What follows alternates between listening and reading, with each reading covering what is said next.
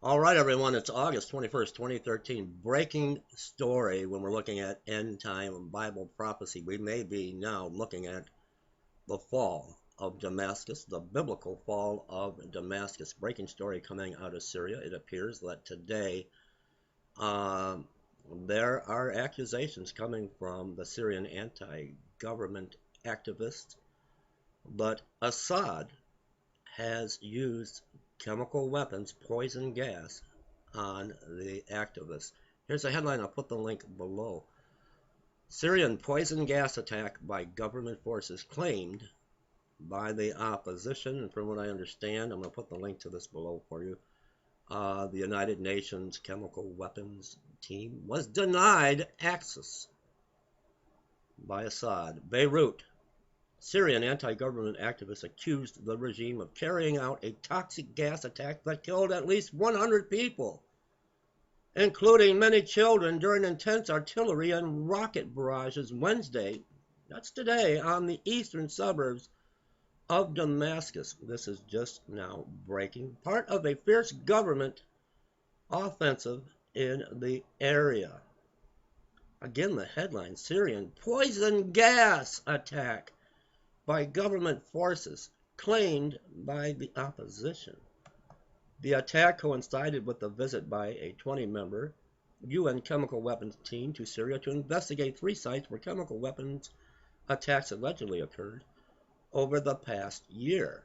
Their presence raises questions about why the regime, which called the claims of the attack Wednesday absolutely baseless, would employ chemical agents at this time, right after UN chemical weapons team were sent to investigate 3 sites. That doesn't mean they were there now. They've been denied access now by Assad.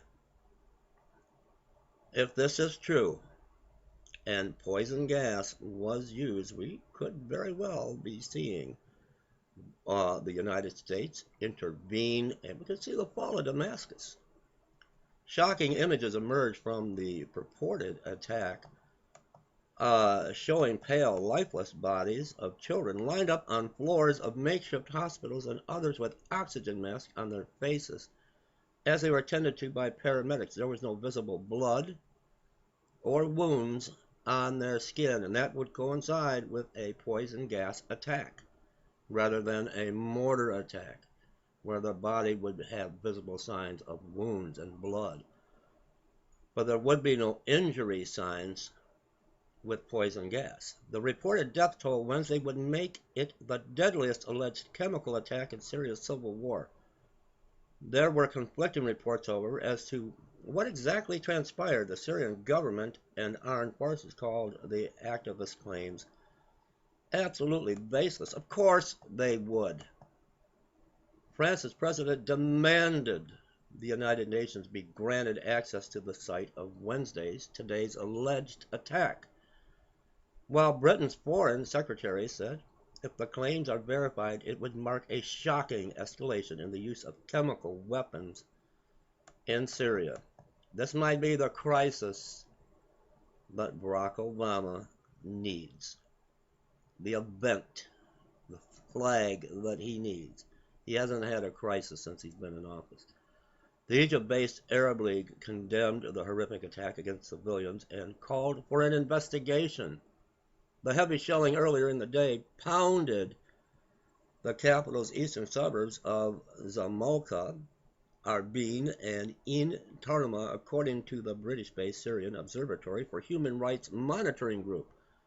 The intense bombardment, as well as the sound of fighter jets, could be heard by residents of the Syrian capital throughout the night and early Wednesday today, and gray smoke hung over towns in the eastern suburbs.